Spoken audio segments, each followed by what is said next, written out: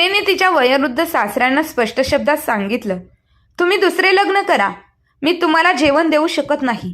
हे ऐकून गोविंदराव वैतागले होते. माझे अर्ध आयुष्य स्मशानात गेलं आहे आणि तू मला म्हणत आहेस लग्न कर का? तर फक्त 2 वेळच्या जेवणासाठी? गोविंदरावांना खूप राग आला. तेव्हा त्यांच्या सुनेने सांगितलं, जर तुम्हाला लग्न करायचं नाही तर या घरातून चालते व्हा. मी तुम्हाला सांभाळू शकत नाही आणि ना तुम्हाला जेवण देऊ शकत. जेव्हा मुलाने आणि सुनेने गोविंदरावांना घरातून बाहेर हाकलवून लावले तेव्हा बाजूच्या आजूबाजूच्या राहणाऱ्या लोकांनी येऊन मुलाला आणि सुनेला असं काही सत्य गोष्ट सांगितली की वडिलांबद्दलची ती सत्य गोष्ट ऐकून मुलाला आणि सुनेला खूप मोठा धक्का बसला. शेवटी सुनेने आणि मुलाने देखील वडिलांची पाय धरून माफी मागितली. मात्र गोविंदरावांनी त्यांना धडानं शिकवता माफही केले नाही.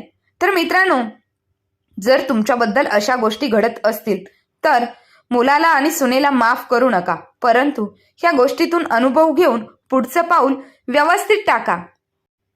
तुला लाज वाटत नाही का? हे सर्व स्वतःच्याच वडिलांसोबत बोलताना. की सगळी लाज विकून खाल्ली आहेस?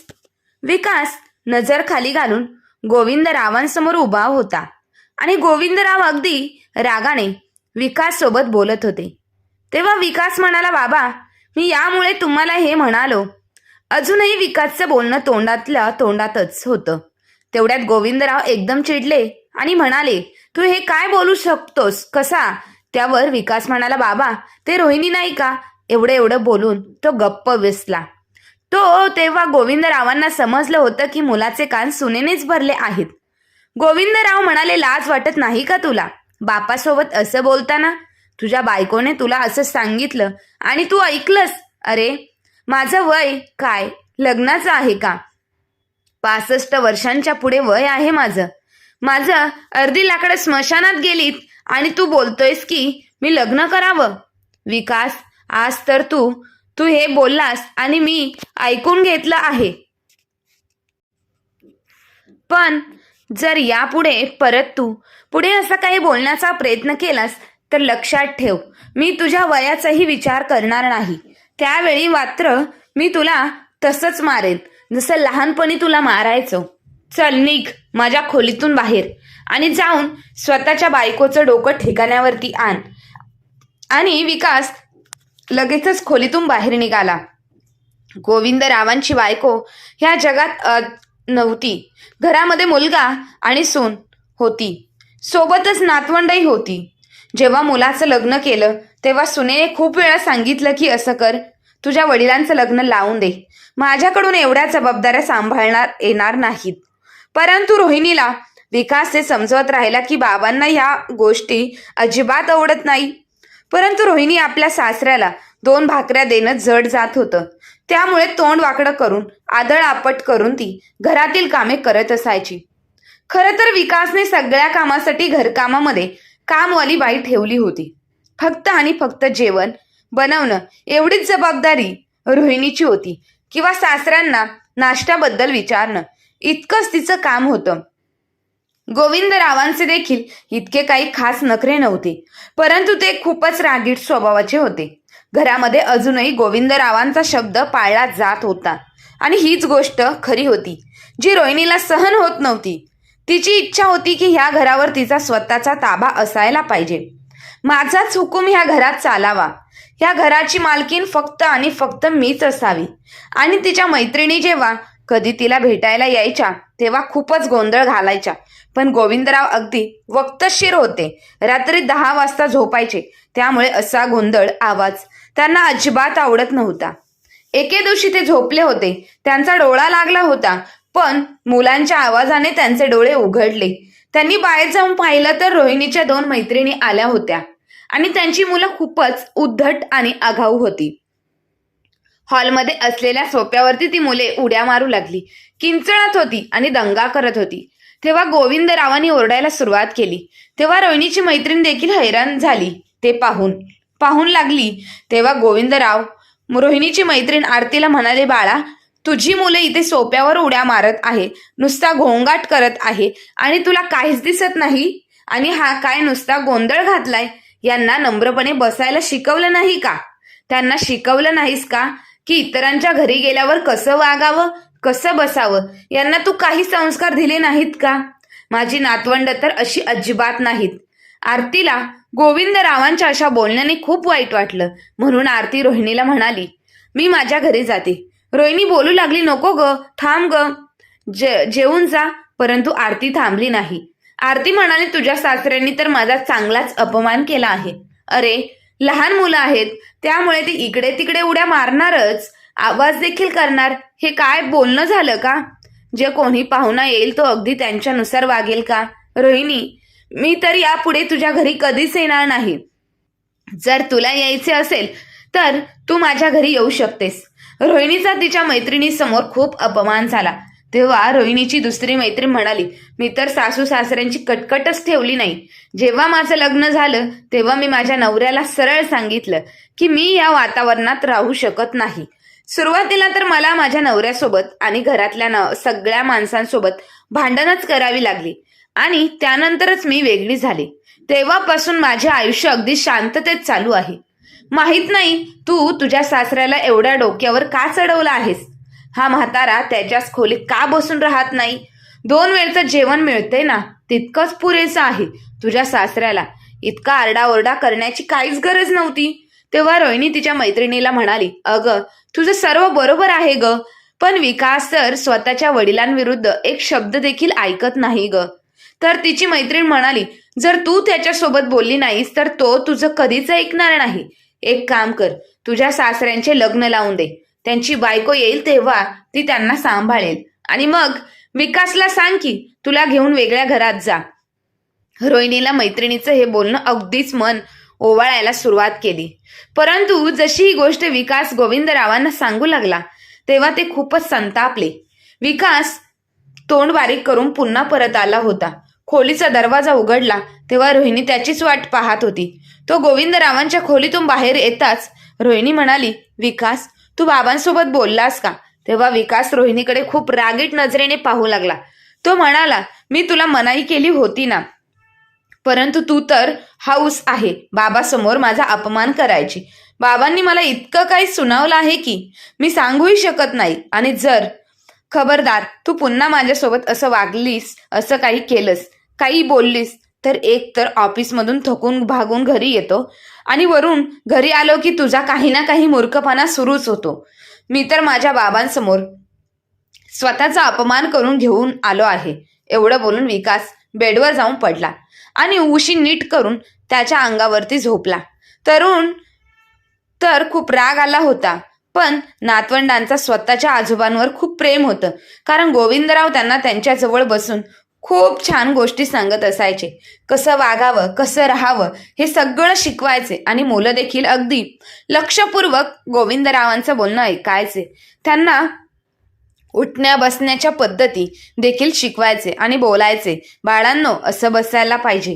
जे लोकांच्या घरी कोणत्याही गोष्टीला हात लावायचा नाही, कोणाच्याही घरी जाऊन गोंधळ घालायचा नाही. मुलं स्वतःच्या आजोबांचं बोलणं खूप लक्ष देऊन ऐकायचे. त्यामुळे घरातील वातावरण देखील खूप चांगलं होतं.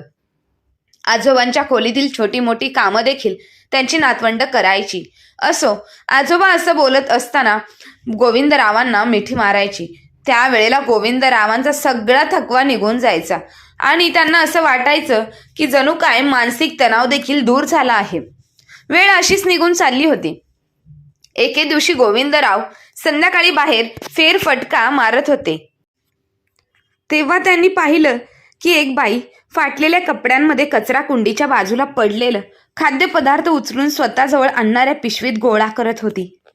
तेव्हा गोविंदरावांना आश्चर्य वाटलं की अरे, ही महिला लोकांनी फेकून दिलेले खाद्यपदार्थ का गोळा करत आहे? दिसायला तर चांगल्या घरातील दिसत होती, परंतु कपड्यांची अवस्था खूप खराब झाली होती. काही ठिकाणी चिखल लागला होता तर कुठे घाण लागली होती. गोविंदराव काही वेळ तिच्यावर अवलंबून लांबूनच नजर ठेवून होते. ते खाद्यपदार्थ जवळ पिशवीत गोळा केल्यानंतर ती महिला रस्त्याच्या दुसऱ्या बाजूला गेली आणि आपल्याला कोणी पाहत नाही यासाठी इकडे तिकडे नजर फिरून त्या पिशवीतील खाद्यपदार्थ खाऊ लागली. गोविंदराव हे सर्व काही पाहून खूप हैराण झाली. गोविंदरावांना खूप वाईट वाटलं. शेवटी ते त्या महिलेजवळ गेले आणि म्हणाले, ताई, तुला कोणत्या गोष्टीची गरज आहे का? तिने एक नजर गोविंदरावांकडे पाहिलं आणि पुन्हा तिच्या कामाला लागली. गोविंदरावांनी विचारलं, ताई तुम्हाला भूक लागली आहे का? हे ऐकून तिने तिच्या डोळ्यात आणलेले पाणी अश्रू पुसले. मग ती म्हणाली, हो भाऊ, मला खूप भूक लागली आहे, त्यामुळे पोट तर भरावं लागणारच. गोविंदराव म्हणाले, ताई जर तुमची काहीच हरकत नसेल तर तुम्ही माझ्या घरी चला. मी माझ्या सुनेला सांगून तुम्हाला ताजं अन्न जेवायला देतो. पोट भरून जेवण करा. गोविंदरावांचं बोलणं ऐकून ती म्हणाली, मी 2 वेळच्या भाकऱ्या खाईन. गोविंदराव म्हणाले, हो 2-3 भाकऱ्या, जितक्या भाकऱ्या पाहिजे तितक्या तू खा. गोविंदरावांसोबत चालू लागली. गोविंदरावांनी जेव्हा घराचा दरवाजा ठोठवला तेव्हा दरवाजा त्यांच्या सुनेने उघडला. रोहिणीने जेव्हा अतिशय घाणेरड्या आणि मळालेल्या कपड्यांमध्ये त्या महिलेला पाहिलं तेव्हा तिला खूप मोठा धक्का बसला. इतकंच काय तर तिच्या कपड्यांतून दुर्गंधही येत होता. अगदीच किळसवाण्या नजरेने रोहिणीने तिला पाहिलं होतं. गोविंदराव घराच्या आत आले आणि मग त्या महिलेला म्हणाले, ताई आतमध्ये ये. हे ऐकून रोहिणी थोडी हैराण झाली. ती म्हणाली, बाबा ही कोण आहे? त्यावर गोविंदराव म्हणाले, रोहिणी बाळा, ही कचरा कुंडीमध्ये फेकलेलं खराब खाद्यपदार्थ शोधून खात होती. एक काम कर, तिला तुझी एखादी साडी दे, जेणेकरून ती आंघोळ करून स्वच्छ कपडे घालेल आणि मग तिला घरातलं ताजं अन्न बनवून खायला दे. हे ऐकून रोहिणीने अगदी रागानं तोंड वाकडं केलं. परंतु सध्या तिच्यामध्ये नकार देण्याची हिंमत नव्हती. त्यामुळे रोहिणी त्या महिलेला म्हणाली, बाहेर बस, आणि मग ती तिच्या खोलीत निघून गेली. तिची जुनी साडी काढून तिला दिली. तिकडे बाहेर बाथरूम आहे, अंघोळ करून कपडे घाल. ती महिला बाथरूममध्ये गेली. अंघोळ करून रोहिणीची जुनी साडी नेसून बाहेर आली. त्यामध्ये देखील ती खूप नीटनेटकी आणि सुंदर दिसत होती. रोहिणीने तिला ताज्या भाकऱ्या बनवून दिल्या, सोबतच जेवणही दिलं. ती असं जेवण जेवत होती जणू काय ती कितीतरी दिवसांपासून उपाशी आहे. रोहिणीने तिला 4 भाकऱ्या दिल्या आणि तिने चारीच्या 4ही भाकऱ्या खाऊन टाकल्या. गोविंदराव तिला लक्षपूर्वक पाहत होते.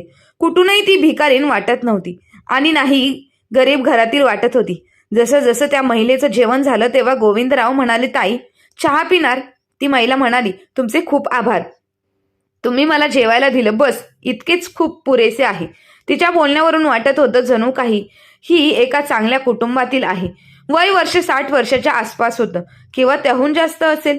गोविंदराव म्हणाले, माहीत नाही, मला असं का वाटतंय की तुम्ही कुठल्या तरी चांगल्या कुटुंबातील आहात. गोविंदरावांचे हे शब्द ऐकताच त्या महिलेने तिचे अश्रू पुसले आणि म्हणाली, कोणतं चांगलं घर? कसलं चांगलं घर? ते चांगलं घर ज्या घरात मी लग्न होऊन आले होते आणि हाच विचार करत राहिले की हे माझे घर आहे. परंतु माझी सासू नेहमीच हे बोलत राहिली की तिचं घर आहे, त्यामुळे मला तिच्याप्रमाणे वागावं लागलं. माझ्या तरुणपणात मी माझ्या सासू सासऱ्यांची खूप काळजी घेतली. जेव्हा सासू सासऱ्यांचे निधन झाले तेव्हा माझा नवरा म्हणाला, हे घर तुझे आहे. तेव्हा ते घर माझं मानून मी खूप सजवलं. स्वतःच्या मुलांना वाढवलं, त्यांना शिक्षण दिलं, त्यांच्यावर चांगले संस्कार केले. त्यांना शिक्षण देण्यासाठी माझ्या सगळ्या इच्छा मनात दाबून ठेवल्या. पण मुलांना सर्व गोष्टी देत राहिले. त्यांना चांगलं शिक्षण दिलं. मुलांचं शिक्षण पूर्ण झालं. ते चांगल्या नोकऱ्याही करू लागले आणि मग बाहेरच्या देशात जाऊन सेटल झाले. मला 3 मुलं आहेत. तिघेही अमेरिकेमध्ये असतात. मी विचार केला की आता मी देखील अगदी शांत आनंदाने माझं आयुष्य घालवेन. परंतु त्याच दिवसांमध्ये माझ्या नवऱ्याचं निधन झालं. त्याच्या निधनानंतर मी अगदी एकटी राहिले, कारण मुलं तर अमेरिकेत कामामध्ये असतायत. मी मोठ्या मुलासाठी माझ्या मैत्रिणीची मुलगी निवडली होती, परंतु मोठ्या मुलाने फोनवर सांगितलं की त्याने अमेरिकेमधील एका मुलीसोबत लग्न केलं आहे, कारण त्याला थ्रिल ग्रीन कार्ड पाहिजे होतं. मला खूप वाईट वाटलं. मी माझ्या मोठ्या मुलाला सांगितलं देखील की लग्न इथे कर, तुम्ही लोकांनी पैसा इतका कमवला आहे, आता इथे पुन्हा भारतात या. परंतु तो आला नाही आणि त्याचे 2 भाऊ सुद्धा आले नाहीत. शेवटी मी एकटी पडले होते. आनंदासाठी तरसू लागले होते. 3 मुलांनी तिथेच लग्न केले. माझ्याकडे फक्त त्यांच्या लग्नाचे फोटो आले होते. मग त्यानंतर त्यांच्या मुलांच्या जन्मानंतरचे माझ्या नातवंडांचे फोटो यायचे. बस एवढंच नातं होतं माझ्या मुलांसोबत. त्यांच्यासाठी मी ऊन आणि कडाक्याची थंडी सहन केली होती, परंतु त्यांच्या शांततेत आणि आरामात कधीही कमतरता येऊन दिली नाही. जेव्हा मला गरज होती तेव्हा मुलांनी त्यांच्या इच्छेला प्राधान्य दिलं. त्यांच्या त्यांच्यावर करिअरवर लक्ष केंद्रित केलं. तरी देखील त्यांचं मन भरलं नाही. पण काही वर्षांनी माझी मुले म्हणाली की आई, आम्ही परत येत आहोत तेव्हा मी खूप खुश होते. मला वाटलं होतं की आता माझी प्रतीक्षा संपली आहे. आता माझी मुलं माझ्याकडे येतील, माझ्या सोबत राहतील. पण प्रत्यक्षात माझी मुलं आली तेव्हा ते उलटच बोलू लागली की आई, इतक्या मोठ्या घराचं तू काय करशील? आमच्या व्यवसायात जरा नुकसान चालू आहे.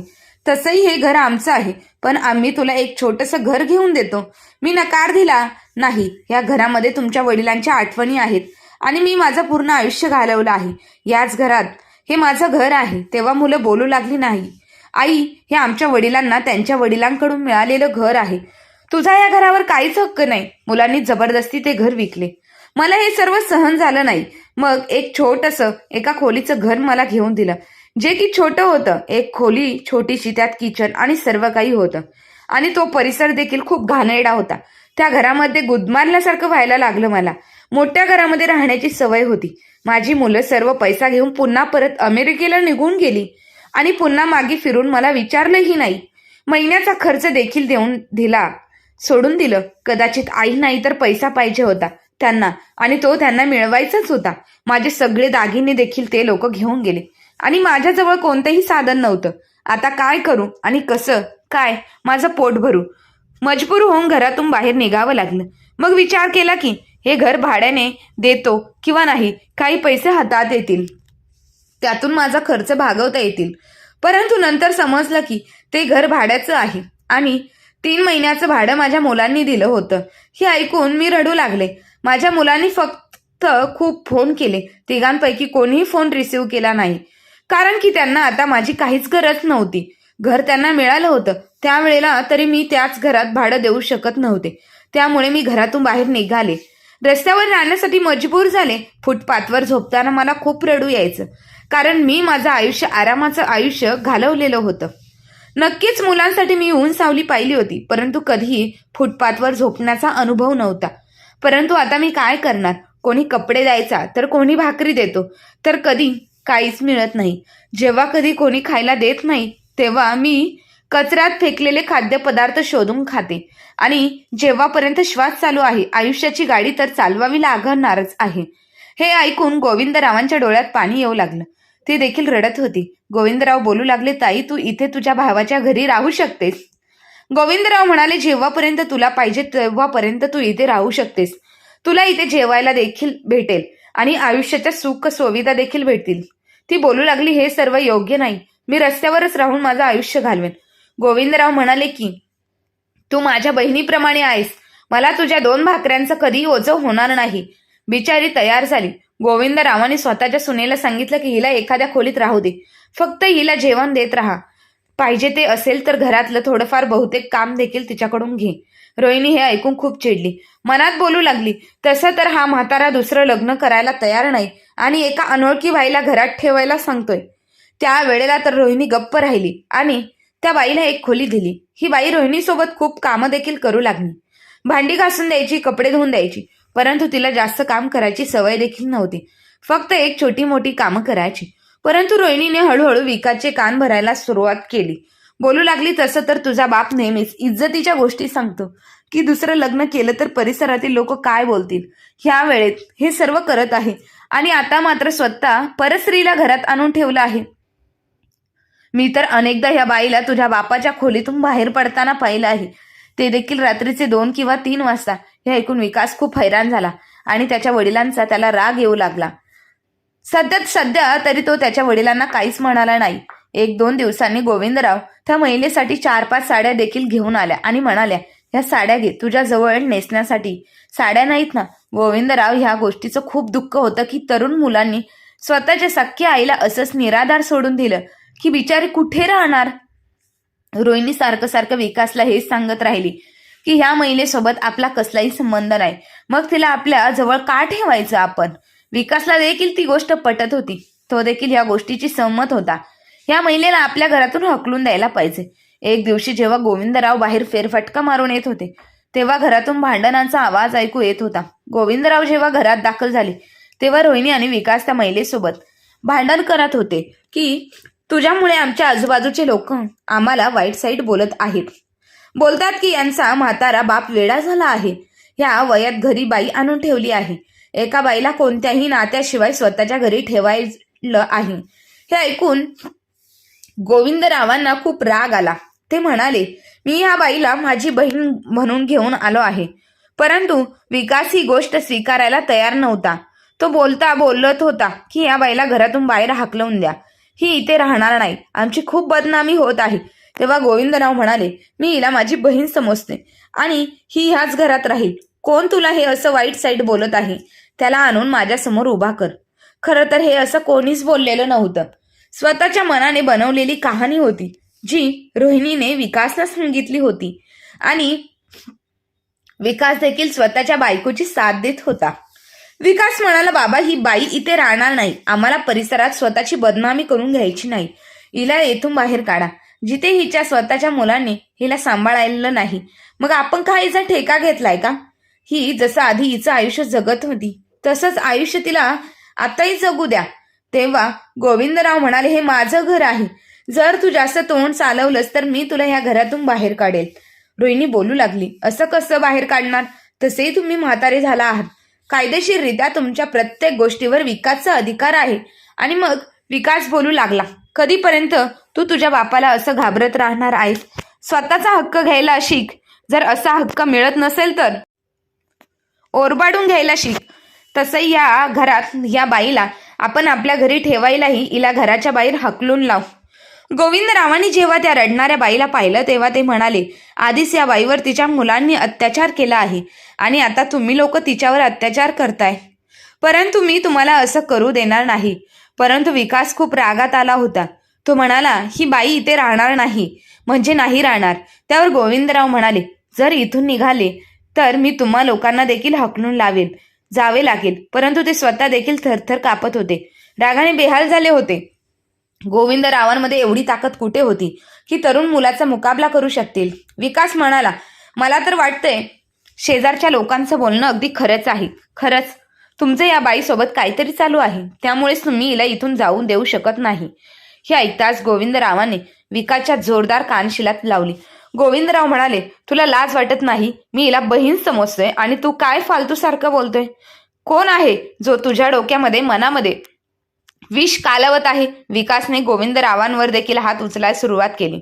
त्यांच्या एक कानाखाली मारली. तेव्हा ती बाई हे सर्व पाहून रडू लागली आणि म्हणाली, माझ्यासाठी तुम्ही आपापसात भांडू नका, मी इथून निघून जाते. विकास म्हणाला, ही एकटी जाणार नाही. गोविंदराव तर मुलांचे ते वागणं पाहून हैराण झाले. मग विकास म्हणाला, तुम्ही देखील तिच्यासोबत घराबाहेर जाणार आहेत. विकासने धक्के मारून मारून दोघांनाही घराच्या बाहेर हकलून लावलं आणि दरवाजा बंद केला. गोविंदराव मुलाचं ते वागणं पाहून अगदी हैराण होऊन रडू लागले. परंतु दुसऱ्या दिवशी सकाळी जसं विकास आणि रोहिणी उठले तेव्हा परिसरातील लोकांचा एकच आवाज ऐकू येऊ लागला. त्यांनी उठून दरवाजा उघडला तेव्हा शेजारचे लोक बाहेर उभे होते.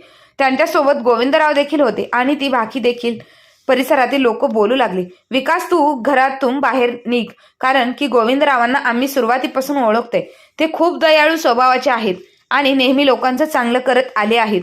विकास, जर तुला सत्य समजलं तर तू कुठेही तोंड दाखवायच्या लायकीचा राहणार नाहीस. खरं तर गोविंदरावांना एकही मूल नव्हतं आणि आम्हा सर्वांना हे माहीत आहे की त्यांनी तुला रस्त्यावरून उचलून घरी आणलं आहेस आणि त्यांनी तुला त्यांचं नाव दिलं आहे. त्यावेळेला तू काही महिन्यांचाच होतास आणि तुझा त्यांनी पोटच्या मुलाप्रमाणे सांभाळ केला आहेस. तुझे खरे आई बाबा माहीत नाही कोण आहे. त्यांनी तुला रस्त्यावरच असेच टाकले होते. त्यांचा काहीच पत्ता नाही. गोविंदरावांमुळे आता तू आहेस.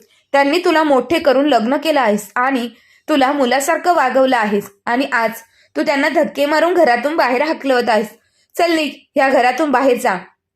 तुझा काहीही दर्जा नाही, ना तुझी लायकी आहे आणि ना तुझ्या बायकोची. गोविंदरावांनी तर नेहमीच आम्हाला मनाई केली होती की आमच्यापैकी कोणीही तुला हे सांगू नये की तू अनाथ आहेस आणि आज तू त्यांना धक्का मारून घराबाहेर हकलवत आहेस. ऐक. तर विकासला खूप मोठा बसला हे ऐकून आणि रोहिणीला देखील तेवढाच मोठा धक्का बसला. विकास तर गोविंदरावांच्या नजरेला नजर मिळू शकत नव्हता.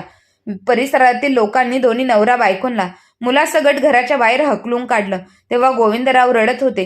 विकास त्यांच्या पायाजवळ बसला. रडून रडून माफी मागू लागला. रोहिणी देखील रडून माफी मागू लागली की यापुढे मी तुमच्यासोबत कधीही वाईट व्यवहार करणार नाही. गोविंदरावांनी तरीही त्यांना माफ केलं. गोविंदराव म्हणाले, मी तर हे गुपित माझ्या मनामध्ये दफन केलं होतं. कधी हा विचार केला नव्हता की विकास एक अनाथ मुलगा आहे. मी तर नेहमीच याला माझं मूल समजलं आणि मी लोकांविषयी अशीच मदत करायचो. परंतु मला या बाईचं बोलणं ऐकून खूप वाईट वाटलं. मी विचारही केला की तिचं म्हातारपण चांगलं जाईल. आजूबाजूच्या लोकांनी तर हिला संशयाच्या नजरेने अजिबात पाहिलं नाही आणि नाही काही बोलले, कारण की त्यांना माझा स्वभाव कसा आहे हे पूर्णपणे चांगलंच ठाऊक होतं. परंतु तुम्ही लोकांनी याच गोष्टीचा राईचा पर्वत बनवला. आता गोविंदराव त्यांच्या घरात परत गेले होते आणि ती बाई देखील त्यांची बहीण होऊन त्याच घरात राहत होती. सध्या तरी विकास आणि रोहिणीचा तो उद्धटपणा नक्कीच संपला होता. पण पुढेही विकास आणि रोहिणी असेच वागतील का, हा प्रश्न अजूनही तसाच आहे. तर मित्र आणि मैत्रिणींनो, जर की तुम्हाला ही गोष्ट आवडली असेल तर गोष्टीला लाईक करा आणि शेअर करा आणि आपल्या चॅनलला सबस्क्राईब करा. धन्यवाद.